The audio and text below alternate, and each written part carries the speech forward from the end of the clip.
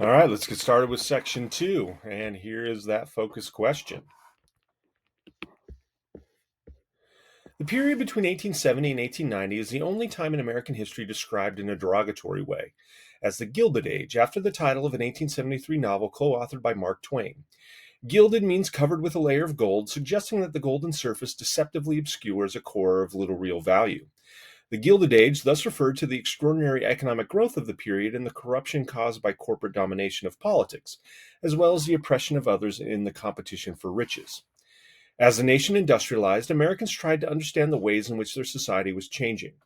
Debates over political economy engaged millions of Americans, not just economists, politicians, and academics, and thousands of books and pamphlets were published regarding the ethical and social consequences of industrialization and highly technical issues such as currency reform and land taxation.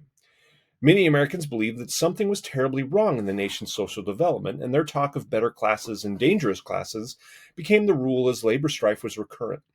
A number of states and even Congress established committees to investigate the changing relations between labor and capital, and many were shocked to learn that employers and workers distrusted each other and that workers complained of abuse and poverty.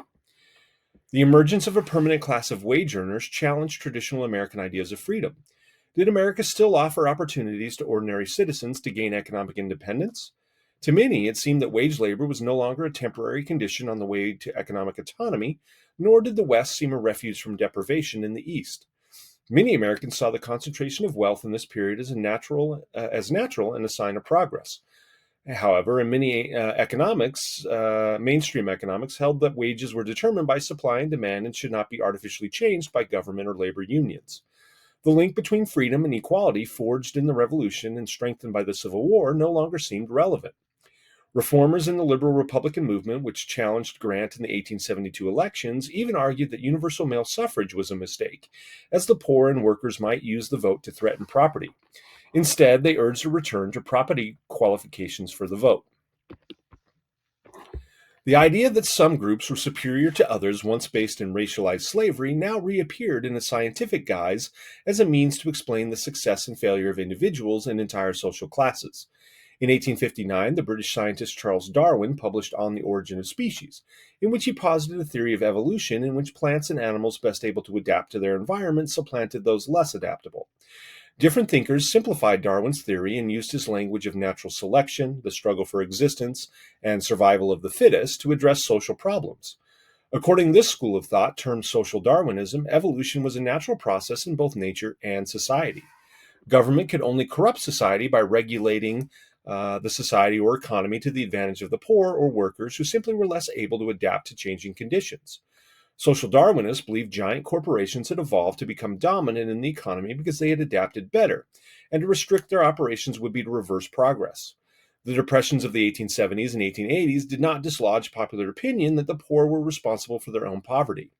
In Gilded Age America, nearly half of all local governments offered no poor relief. Poverty, it was believed, was caused by a lack of character or absence of self-reliance. Thinkers such as Yale's William Graham Sumner argued that no one in a free society could make a claim for help from any other person, including through government assistance. Social Darwinism helped spread a negative definition of freedom, limited government, and unrestrained free markets, which became popular among business and professional classes in the late 19th century. The idea of liberty of contract was central to this definition of freedom. Labor contracts reconciled freedom and authority in the workplace, and as long as independent individuals freely contracted with each other, neither government nor unions had a right to interfere with working conditions. Nor could Americans legitimately complain that they had lost any freedom. Workers' demands that government enforce an 8-hour day or provide unemployment relief struck liberals as a perversion of governmental authority that threatened liberty.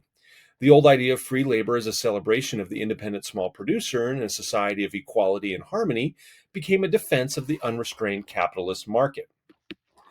The courts played an important role in making liberty of contract essential to ruling definitions of freedom.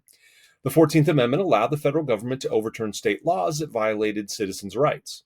By the 1880s, liberty of contract, not equality before the law regardless of race, came to define the meaning of this amendment. State and federal courts regularly struck down state laws that regulated business, such as maximum hour laws, as an illegal interference with the rights of employers to use their property as they saw fit and the rights of employees to choose the conditions of their work. Initially, the Supreme Court accepted laws regulating firms that represented a public interest, such as railroads. But the court reversed itself, leading to the formation of the Interstate Commerce Commission, which lost many of its cases when they were taken to court. The courts generally favored businesses whenever they complained of a loss of economic freedom, struck down laws granting workers' rights, and limited the reach of the Sherman Antitrust Act. Most famously, in Lochner v. New York from 1905, the Supreme Court struck down a state law establishing maximum hours for bakers, arguing that it interfered with the right of contract between employers and employees. So, that was our second section. We'll be back for the third.